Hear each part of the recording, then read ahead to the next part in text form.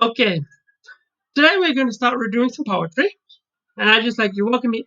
This poem is a very simple poem that was written by the poet William Carlos Williams in the mid 1930s. So there are some words here that you will probably struggle with, but we'll go through this. Okay? And it's a very brief poem of only 28 words. It has no punctuation. It's got a capital letter to mark the beginning, but other than that, very informal piece of writing. And it kind of looks like a note that someone would leave when they have taken the last of something or they've done something that they know they shouldn't have. It's like a note asking for forgiveness, asking for some understanding. Okay. It is, in its way, it's a very unique modern poem that shows that poetry doesn't have to have this fancy language like Shakespeare. It can be very simple and about anything and everything.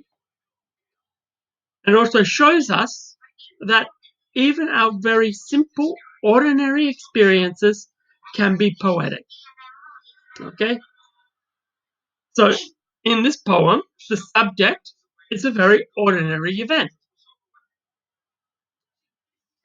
that may take place in every family. The speaker in this poem confesses to someone in the family. It could be a mother, it could be a wife, it could be a child, it could be a roommate. Okay? It could be any of those people. And he's confessing to them that he couldn't help eating the plums that were left in the refrigerator by this other person. And in this poem, he is confessing the guilt and he apologizes for it.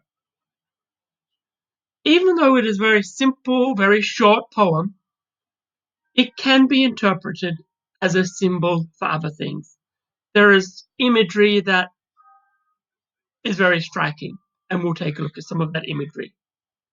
Okay? And when you look at it, it looks like there is one big sentence, but really, okay, it's more of a run-on sentence. It's two sentences that has no punctuation. There's a capital letter in the beginning. There's no punctuation at the end. So make it simple.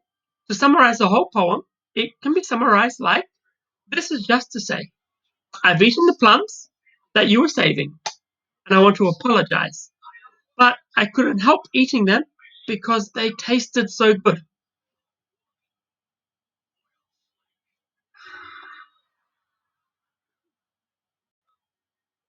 Okay, and when you look at it, as we look at it there, the tone of this poem is very much that of a hesitant child confessing to a mistake.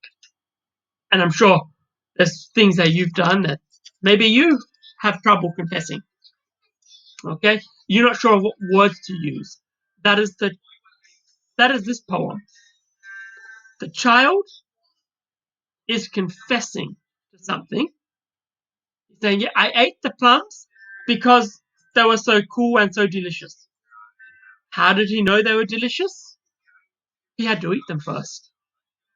Okay, he ate them first, and then only then he found that they were delicious. And then he was overcome by the guilt of his temptation. He realizes his mistake only after he had done it, which is inevitable with everything. We never sure about a mistake until we actually do it. And in this way, this poem is about every human condition. Going back to the Bible story of Adam and Eve. Eve saw the fruit on the tree and it looked so good. She couldn't help but take it and eat it and give it to her husband Adam to eat. And it wasn't until after they had done it did they realize they had made a mistake. And by then it's too late. So let's take a look at the poem, line by line, verse by verse. Okay? It says here, I have eaten the plums that were in the icebox. Okay? Here he's starting off, he's confessing, I have eaten the plums that were in an icebox. An icebox here is kind of like a refrigerator, but back in the 1930s, they didn't have electricity. The type of icebox they used, it had a compartment in the top that you put a big piece of ice in, which cooled down everything inside the box. Okay? And so that's where we're referring to here. So the speaker is saying, I ate the plums that you put in the icebox. You put them there. Okay? And I ate them. And which you were probably saving for breakfast. So this part, there is a reason that they were put in the icebox. The speaker notes that here. Yes, I know. I ate these plums and you were saving them for breakfast. You wanted to have a nice, delicious plum for your breakfast, but sorry, I ate them all. How would you feel if someone did that? Then the last stanza, he says, forgive me. You note here, it is a command. It doesn't say just, please forgive me. It says, forgive me. Very direct command. Forgive me. They were delicious, so sweet and so cold. Here's giving the reason why he ate them. And again, as I said, how did he know they were delicious? He had to eat them first. And it goes to any condition that we have. How do we know something is good unless we've done it? And the fact that he doesn't say, please forgive me, he says, forgive me. As if you have to forgive me. You have no choice. It's very direct command. Okay? And then it ends like that. Does it have any? We don't know if the person forgave the speaker for eating the plums. It ends like this. It's just saying, forgive me. They were so delicious, so sweet, and so cold. Okay? So now we've looked at this poem. What does it actually mean? What is the speaker having, or the poet trying to tell us in this poem? Again, there's many interpretations here. And most people would tend to think of this poem as kind of what they call a found poem, which is not written intentionally of being a poem.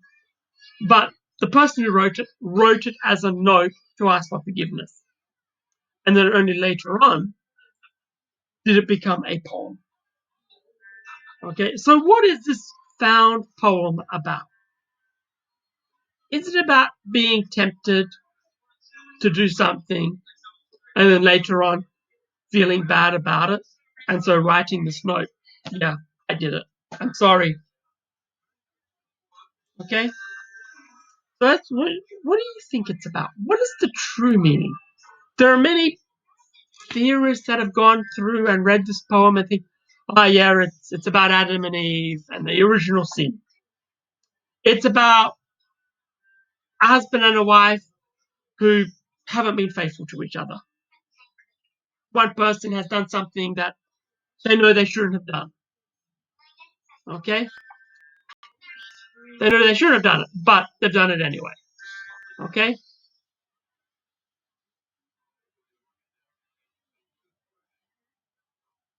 It could also be in this poem, the speaker is like us human beings. We are the child who, like Adam, made a mistake and they did something that they were told not to do, or they knew that was wrong. So the person being addressed to you in this poem is kind of like the God, or it's God in the sense, asking God for forgiveness for the mistake that we've committed, the sin that we've done. So we take a biblical reasoning to this. So we can put anything here. I have eaten the plum. There's something you've done. which someone wanted for later on. Okay? And then asking for forgiveness because of their sense of guilt. Okay? And if we take a look here, in this poem, it's very simple. We see it's very simple. There's no word in this poem that is longer than 3 syllables. So the simplicity strikes us. Okay? And the note never actually tells us who it is for. The speaker doesn't tell who he is writing it for. We actually have to infer it's somebody who he lives with. We can infer that there is a setting. It is in a house. It's in the early morning. They mention breakfast. Or it could be at midnight. Someone's having a midnight snack, going to the fridge and taking something that was saved for breakfast, eating it at midnight. But we're not sure who it's written for. So we have to infer. And do we find out that the poet is ever forgiven? Is the poet forgiven? He says, forgive me. But we don't know if the person ever forgave the poet. Okay? So as we take a look at more poems like this, okay, this poem, it's not alone in its simplicity. Other people have taken this poem and made what we call parodies. And there's another one. This is just to say, I have poured water on my brother. You were probably upset because he was soaked. Forgive me. It was to help him grow. I've done this. I know that you weren't happy. I know what you're doing. I know what you're thinking. But forgive me. It was to help him grow. It's giving a reason why it was done. Next one. I poured yogurt all over myself. You were probably thinking, who is this child? And why would she pour yogurt all over herself? Forgive me. It was yum and so refreshing. Again, many people have made parodies of this original poem and still doing it today. We'll be looking at some more throughout this week, and you have a chance to write your own. Okay, for now, I want you to read through that poem again and think, what does it mean to you? What is this poem really about? Is it about eating plums? Or is it about doing something? And then enough to start realizing we've done the wrong thing. Okay, let's keep looking at this poem in class.